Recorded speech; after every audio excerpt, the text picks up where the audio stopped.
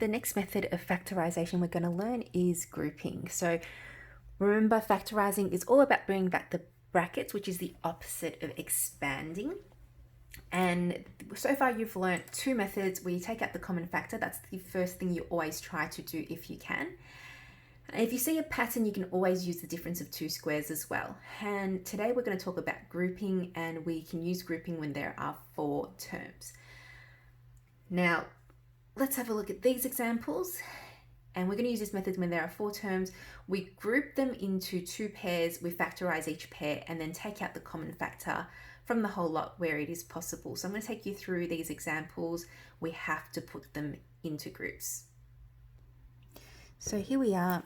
We're going to try and group these 2 terms. Now, when you group, you need to make sure that when you put them into groups, that each group will have its own common factor. So right now it's set up quite nicely for me because I know that if I grouped these 2 terms together, they'll have a common factor. Their common factor is x. And then if I group these 2 terms together, they'll also have a common factor, and that common factor, we can see that it's 3. So then what we do is we basically take out the common factor from both of them. So common factor for the first one would be take out, oh, that almost fell, take out x, so you're left with x plus 2. And then over here we take out positive 3, so it's going to be plus 3. And we're left with x plus 2. And then what you can see here is you have a binomial factor. So each of these sets of terms have a common factor, and that common factor is x plus 2. So we take it out, both of them taken out, and we're left with x plus 3. And that is your equation or expression factorized. Moving on to the next one. So once again, can we group them so that they both groups have a common factor? Yes, I can, and I can group them just as is. So I can put a bracket around this group and a bracket around that group. Now I'm just putting in brackets to group them. This does not mean multiply.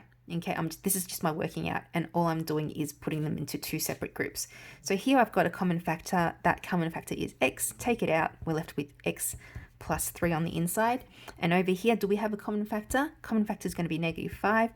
And we're left, once again, with positive x, and it's going to be a plus 3 because I've taken out the negatives from both of them.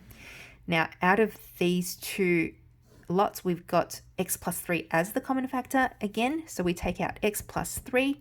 And then once we've taken this out and that out, we're left with x minus 5. Last one. So have a look at this one.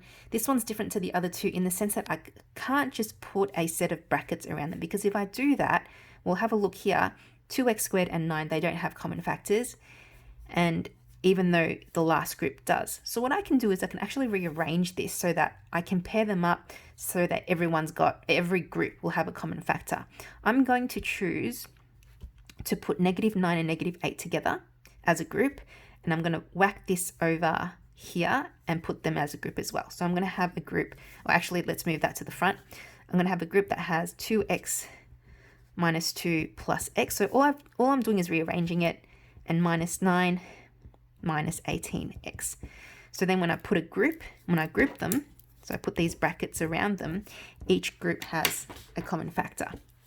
So common factor here is x, take it out, left with 2x plus 1. And over here, common factor is negative 9. So we take out the negative 9, and we have positive 1 plus 2x. So 2x plus 1 and 1 plus 2x is exactly the same thing. So they're common factors. I can take that out, 2x plus 1, can write it whichever way. And what we're left with is x minus 9. And there we have it.